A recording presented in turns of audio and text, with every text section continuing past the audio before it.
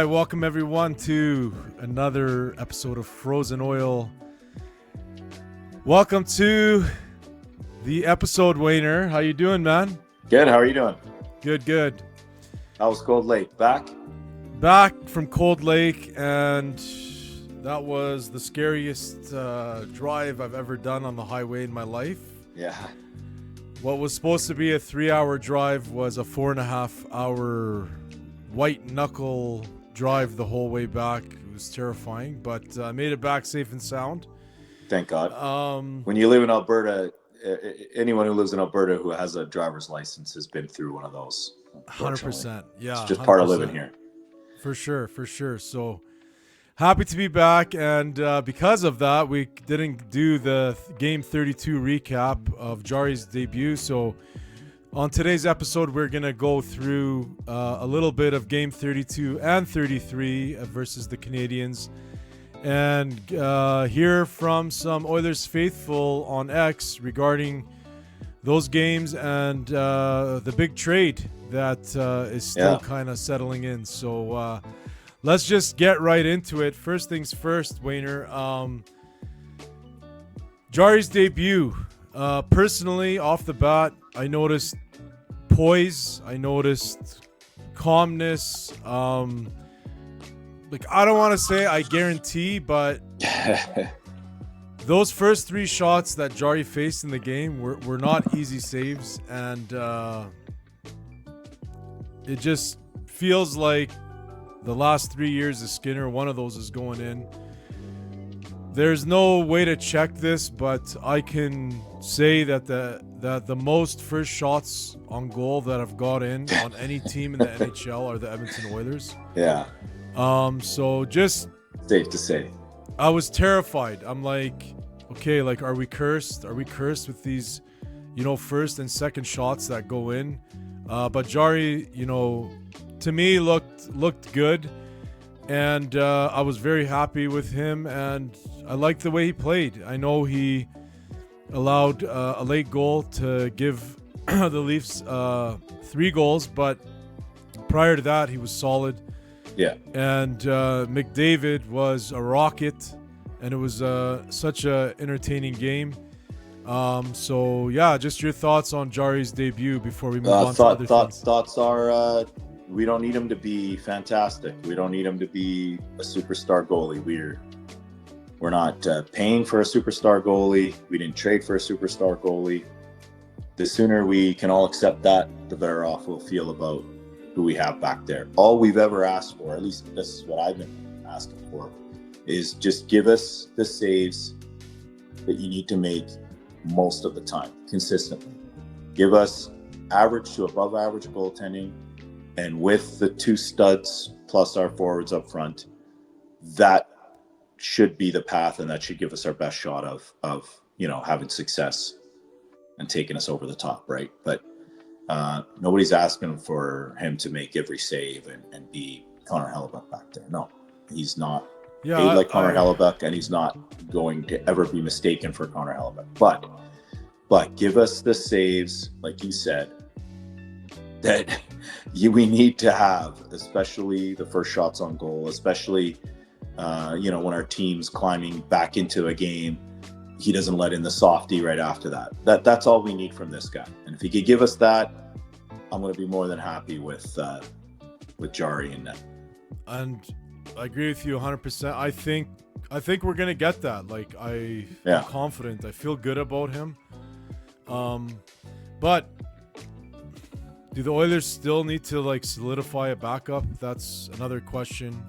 You can never predict, God forbid, any injuries. And I mean, we are just walking a tightrope with our offensive group, our defensive group, and even our goaltending. There's no room for any injuries whatsoever come playoff time. So hopefully they can get some depth at the trade deadline and kind of continue playing the way they're playing. Moving on to the Montreal game, the Oilers were in a back-to-back, obviously playing in Toronto and then in Montreal Saturday and Sunday. So the Montreal game, they looked like they played a lot of hockey in a back-to-back.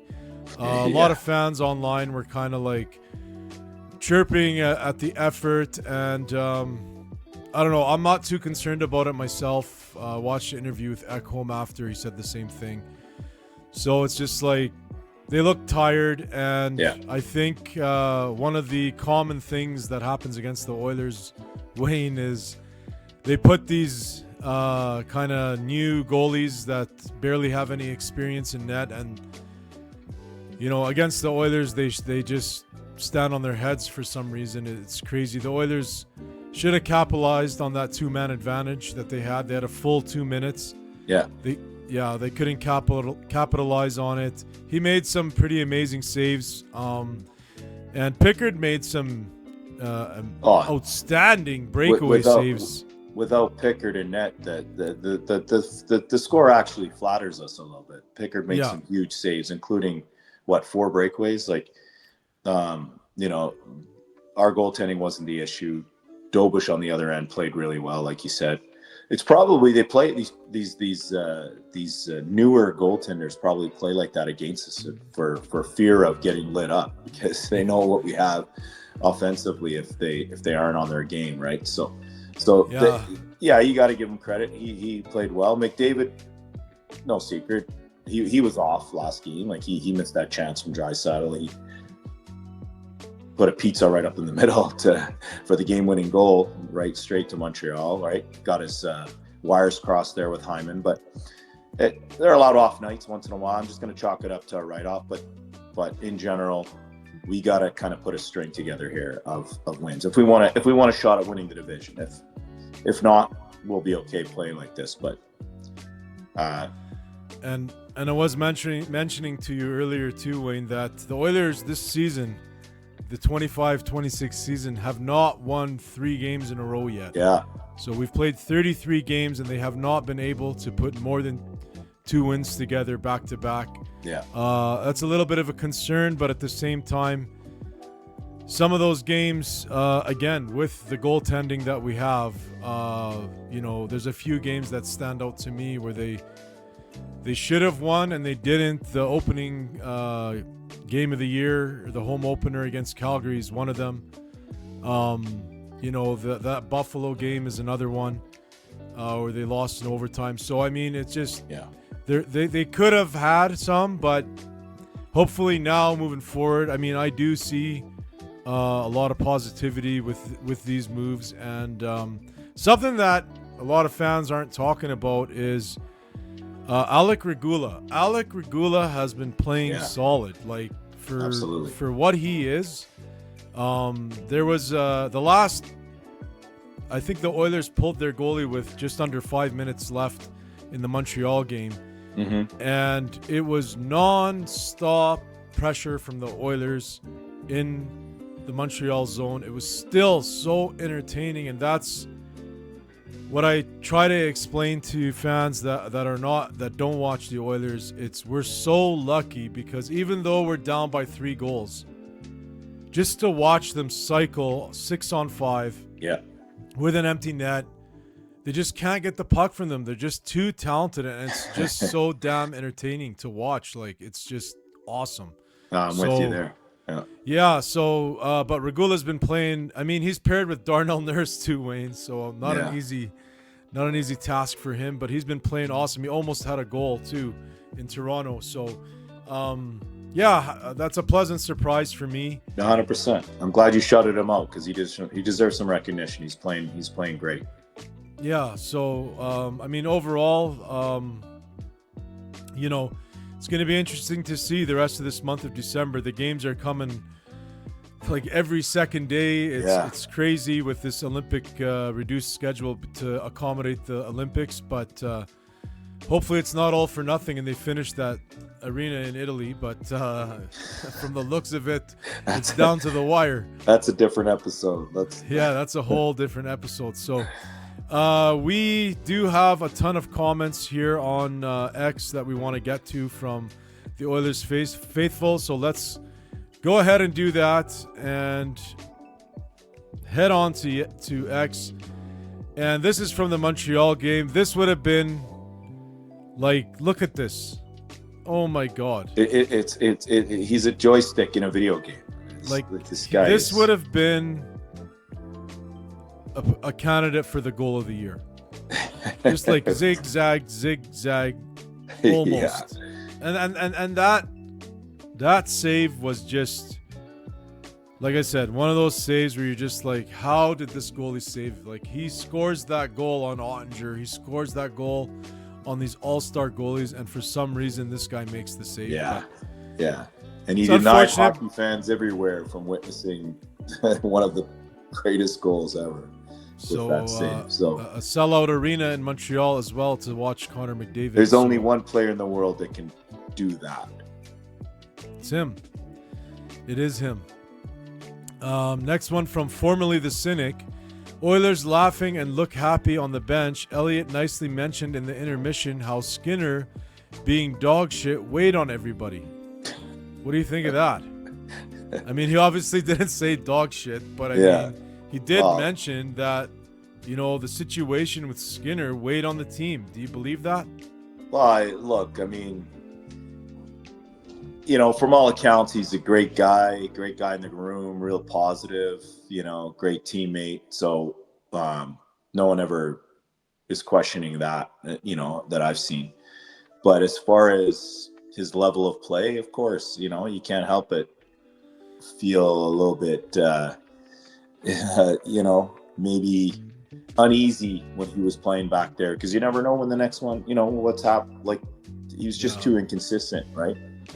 Yeah, but very, very deflating to the team when he weak especially goals. When you're you mount a little bit of a comeback in a game that you feel good about, and then there's a back-breaking, deflating goal that shouldn't have gone in. We're only talking about the goals that shouldn't have gone in. There was just too many of those, and that's where the eye test comes in. If you didn't see Skinner play on a regular basis, you might not see that. You might not pick that up. But watching him play consistently, anyone that was focused on it could clearly see that we needed an upgrade, and we needed the only example you have change something. The best example for what you're talking about, Wayne, is Game 1 last year against LA in the playoffs. We mount this unbelievable comeback. Yeah. McDavid scores a psycho tying goal with a minute left. It goes to overtime, and right away he lets in a squeaker. Yeah. And that's exactly what you're talking about. Yeah. So it's just, you're on a roller coaster high. You go from this tremendous high to this deflating low, and it's that was a savable shot. 99 out of 100 times an above average goalie is saving that shot. Yeah, exactly. So that's what you're talking about, right? That's been the problem that's the only problem with Skinner. Everything else is great. It's just those goals, right? And hopefully now we don't have that problem. We can move forward, and hopefully for his sake too, he gets better, right? But for what we need, if Jarry could just make those savable saves at the right time. The key is the right time, Yeah. I wouldn't be too worried about that. You heard it here first. I am super pumped for Jarry, man. There you go. Super pumped. Let's get right back to these comments here on X. This one from Brad Slater, and it's mentioning what you're talking about. 4 shots and 4 saves. The Oilers have already seen an improvement in goal. That's pretty funny. And then there's another clip here of Connor. And that makes a difference. I mean, look at this speed. This speed. Look at the speed. Where was Riley going? Where's he going? And Edmonton strikes first.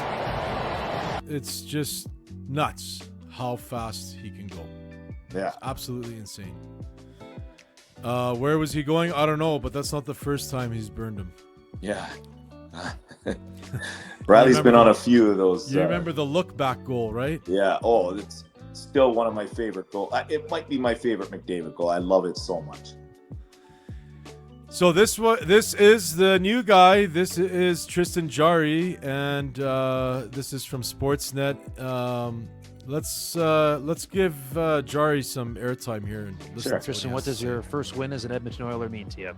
It's special. Obviously, you never kind of think of these circumstances. Playing last game with Pittsburgh and now with Edmonton, it's obviously special and something I'll always remember. You were telling us about yesterday morning getting the call from Kyle Dubas. You have a young family at home. I mean, how did you go about mentally getting yourself prepared for tonight? It's just the same as always, honestly. It's the same game, maybe a different place with a different team, but at the end of the day, it's the same. And they support me through and through, and it's special to have them, and I'm very thankful for them. It's interesting that both you and Stuart Skinner both played Thursday night. I mean, when you hit your head on the pillow after that game, did you have any sense that something would be coming Friday? No, never. My wife and I went to bed as usual, put our little guy down, and you never think that the next day that you might be going somewhere else. Obviously, very, very fortunate to come here, and it's been awesome. Sure, there's a number of looks throughout the game of you talking with other defensemen, other teammates, Calvin Pickard on the bench. I mean, what sort of conversations are those like in game, your first game with the new team? Just learning. Obviously, you want to learn them as quick as possible. They're also learning me. So maybe if it's whether they're boxing out, they're blocking shots, whether they're wheeling the puck, there's all different types of dialogue happening during the game. And they've been great, and it's been very easy. It's been an easy transition. We were amazed that the Vaughn equipment was already ready to go in the new Edmonton colors. In 2025, Tristan, I mean, what is it like breaking in new gear? Honestly, it's pretty easy. All the technology that they have now, The gear looks good. It's like the same gear I was wearing before, so there's not much change, and it's easy to transition. Good. Congratulations. We're glad he's Thank you. comfortable. Do you think he's more excited for the airtime he's getting on Frozen Oil, or the airtime that he got on Hockey Night in Canada? Well, you know what? If he watched, he would be very excited for the airtime. Oh, we'll recruit him as a subscriber. But Don't worry. I mean, he looks like, poised, calm, professional. Just love it. I love it already. And it's not easy, Wayne. Zero practice with the team. Yeah. To just go in an NHL game, Yeah. You still have Darnell Nurse bumbling around out there in front of you. Like, it's not easy to go in and do that, what he did. So, like, props to him Yeah. for Absolutely. that. Next one Here's from Tyler the quality D. starts from here on forward. Quality starts, and very comfortable, by the way, at Rogers on the Rogers ice, because he was a Oil King and he won a championship, so he knows that's that true. ice. He knows how the puck bounces off the boards, yada yada, more than like a new goalie would coming in. So That's correct. Yeah. like, I just see some stars aligning here. Next one from Tyler DT. Again, regarding Jarry, a poke check by an Oilers goalie. Jarry with the keys to the city, and he has the famous it's been 84 years Rose from Titanic gif underneath. Good old Rose from Titanic. So that was a good one. This one from the Oilers, and that's the new guy. The new guys, I should say. Stastny, who's been also pleasant surprise back there. Yeah, let's not forget Stastny about and him. Jarry. So they look good. Congrats to them. This one from Paul Bissonnette, and this was regarding the trade. This one's a head scratcher. So he didn't like it very much. Not sure why, but can I try and weigh in on that? well, there's three more on the trade, and then we'll weigh in on it together. Okay. How about that? How about her? Go. Next one from Gabriel Remensi, good old Gabe from the old Score. I don't know if you guys remember him, but he writes, the Oilers are clueless. How much better is Jarry? There's not one team in the league who thought if we get Tristan Jarry will put us over the top. Shake my head. And TSN, Marty Baron gives the Oilers an F for the Jarry trade. Yep. as well as Bet99 Sportsbook posted Edmonton Oilers going from Stuart Skinner to Tristan Jarry. That's hilarious. The GIF is hilarious. The comment's not, but the GIF is hilarious. As well as Ben Acker, the Oilers going from Stuart Skinner to Tristan Jarry. So the old getting the same thing GIF with the dad shirt there, but yeah, there's just been a lot of negativity, I'll say, around the trade and the Oilers acquiring him. So Wayne, you have the floor. Go ahead. I kind of touched on it during our brief episode when we talked about just right after the trade there, but we in no way were we gonna win a goalie trade in the middle of the season, especially when everyone knows we're coming.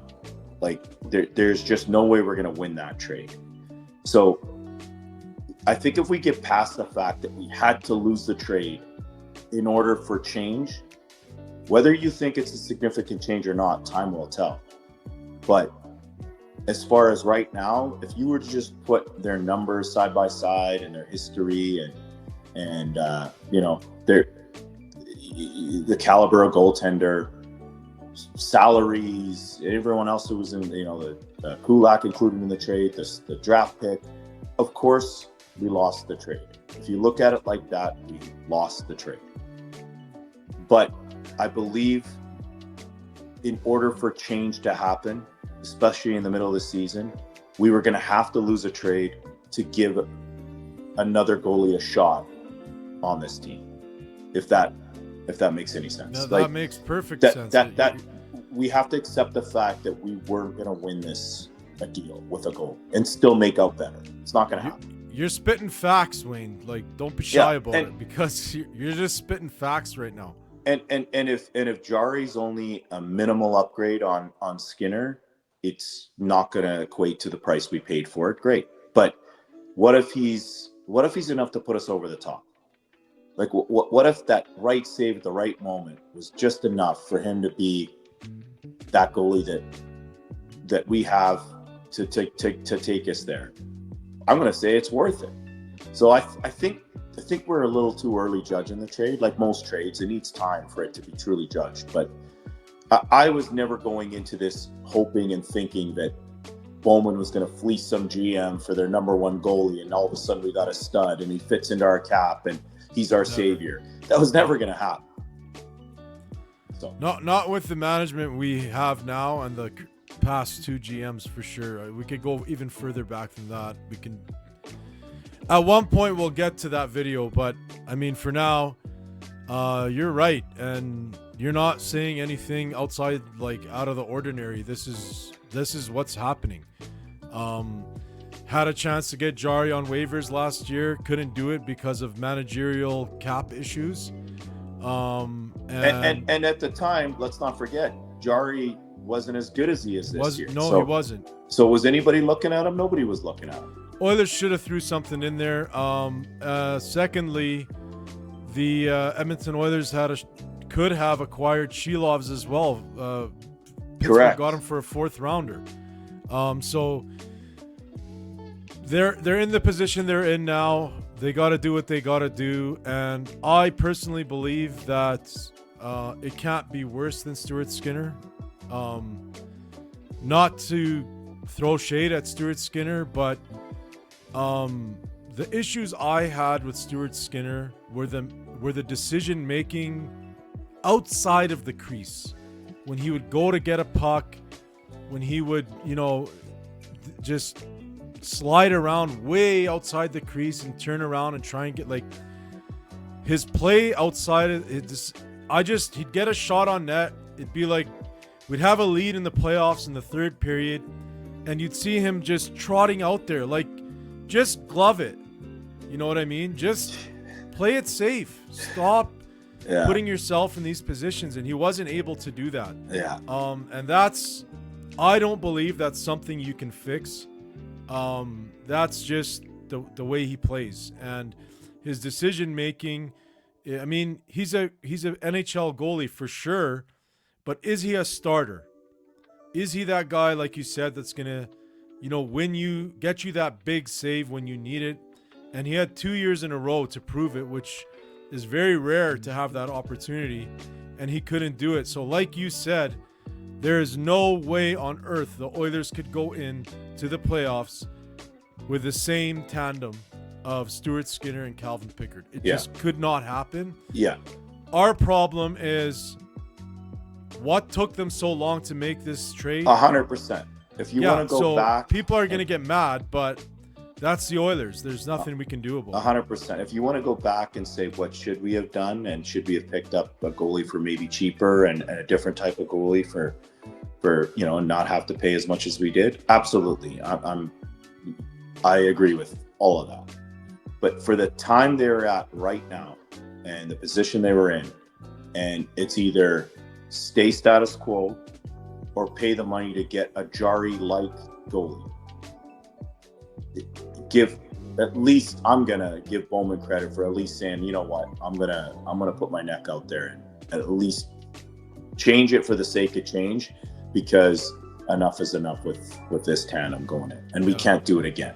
And McDavid fired the shot when he signed the 2-year extension, saying, look, like, basically, I'm watching, and I'm going to see what you guys do. If we don't make these bold moves, it could affect McDavid. So I think with this trade specifically, we can't just look at it within the box. It has to be outside the box thinking. And if you look at it that way, unfortunately, that was the necessary price that we had to pay. Yeah, I agree.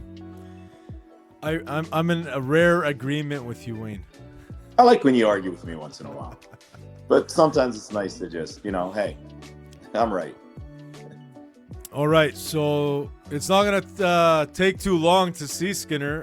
The Oilers play the Pittsburgh Penguins Tuesday night tomorrow. So it's I don't know if he's getting that start, though. I don't think so. It says on the Score app that it's expected to start. So I don't know. Perfect. They'll probably do it. But there's no way what usually happens to the Oilers. There's no way Draisaitl and McDavid are going to allow that to happen. There's just, I don't even want to talk about it. I don't even want to talk about it. I know what you're There's getting at. no way what we're all thinking in the back of our heads, because it happens all the time, is going to happen tomorrow night. Especially coming off the Montreal game. 100%. It's just, it can't happen. So, well, that is going to do it for today's episode. Thanks so much for watching. We really appreciate it. Yes. If you haven't already, please consider hitting that subscribe button. And we will come at you after the Pittsburgh game with another video. Yeah, why wouldn't you want more of us? What's that? Yeah, why wouldn't you want more of us? Subscribe, like. Yeah, exactly. Share. Subscribe, like. Still no sponsors. Still no nothing. Still doing this out of the goodness of our hearts. So, it's all us, buddy. Hey, that's Oiler fans. They're gritty, hardworking people. Let's do it. We'll keep on going with this till at least we get a Stanley Cup. So, yeah, so that'll do it for today. We'll see you on the next one. And most importantly, go Oilers, go. Go Oilers, go. Professional hockey, the channel you need. Oilers on the ice, unstoppable speed. Chasing the cup, we're gonna succeed. With McDavid leading, we're built to exceed.